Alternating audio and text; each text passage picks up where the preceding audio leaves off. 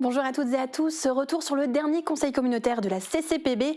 Il aura fallu 4h30 aux élus pour venir au bout des 36 points à l'ordre du jour. Parmi eux, un point concernait le tourisme, vaste sujet actuellement au Pays de Beach. L'activité commerciale est arrêtée depuis le mois de septembre à l'office de tourisme. Le public est toujours accueilli sur place, mais il ne peut plus y faire d'achat. Faute de régisseuse qui a rejoint un autre service de la Comcom, personne n'est habilité à encaisser de l'argent. L'office de tourisme doit donc changer son statut d'EPIC, établissement public industriel et commercial. Il a été proposé aux élus de décider de la reprise en direct des compétences, des services et des missions de l'EPIC en régie. Voici un extrait des échanges.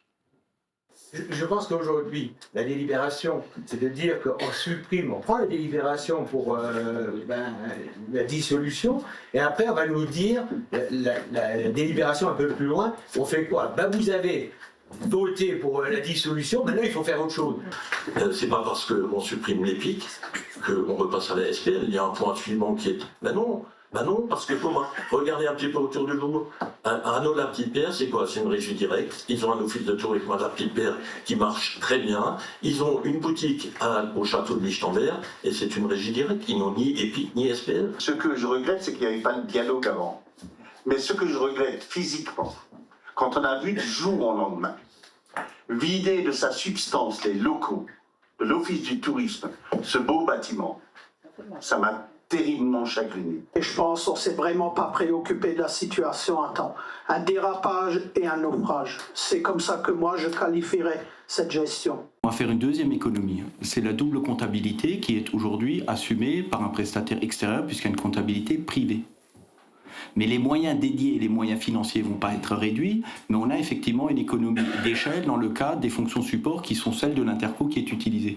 Si nous avions un EPIC à Meisenthal, un EPIC au Moulin des Schuller, nous aurions 2 postes de directeur. Écoutez, moi, Meisenthal aujourd'hui fonctionne dans le cadre d'une régie. Le point a été adopté malgré 6 voix contre et 16 abstentions. Daniel Zins, maire de Sirstal, a été nommé liquidateur. On va rester dans le domaine du tourisme et faire un bond à l'un des derniers points du Conseil, intitulé « Sollicitation quant à la future SPL destination Beacherland ». Alors, il a interpellé plusieurs élus. Quelques éléments de contexte. 14 communes se sont réunies le 6 novembre dernier sur une invitation du maire de Lemberg, Jean-Marc Wagner, pour débattre sur la création d'une SPL, une société publique locale. Après ces échanges, les communes ont sollicité la CCPB pour notamment devenir un actionnaire de cette structure. Pour rappel, la proposition de création d'une SPL pour l'Office de tourisme avait été rejetée lors d'un précédent au conseil communautaire. Beaucoup d'élus ont réagi. J'estime que ce n'est pas de leur compétence des communes. Moi, je ne suis pas d'accord avec la ROMI. Donc je remets en cause la taxe, je crée un collectif dissident et puis on va remettre la TOM en place. Et puis accessoirement, on va venir chez vous nous demander de l'aide pour la remettre en place. C'est incroyable. Le développement touristique est d'abord un intérêt économique et tout le monde s'organise pour essayer de générer des emplois, de générer de la valeur ajoutée, de générer un intérêt pour les habitantes, les habitants et celles et ceux qui traversent de venir consommer. 14 communes constituent une SPL sans nous informer, qu'elles le fassent. Mais que nous, on revienne là, ici, à table, non. Pourquoi? Nous avons voté contre la SPL tourisme. Nous avons voté.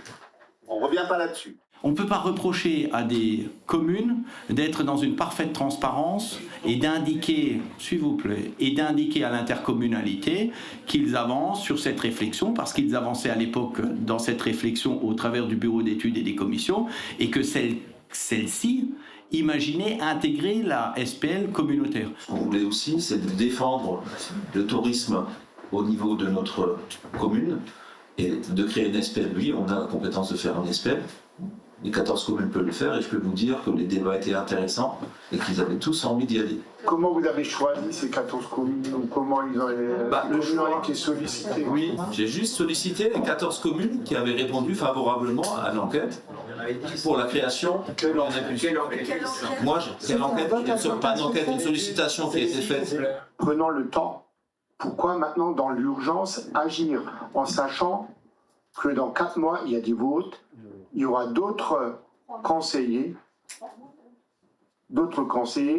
et qui auront à ce moment-là tout le temps de réfléchir à ce sujet-là. Et vous aviez tous, dans vos propos, eu un avis sur le tourisme et sur la SPL. Nous avons Monsieur le maire, mesdames et messieurs les élus, atteint notre objectif, c'est d'organiser un débat respectueux autour de thématiques qui nous rassemblent. On a la démonstration que c'est pas mûr.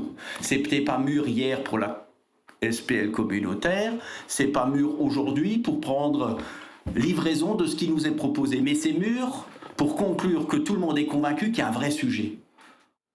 Le point mis au vote avait pour but de prendre acte de la démarche présentée, ce qui a été approuvé.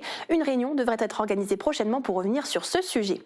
Place à la petite enfance, une nouvelle microcrèche va voir le jour au pays du verre et du cristal. 4 sites ont été proposés par les communes de Götzenbrück et Lemberg.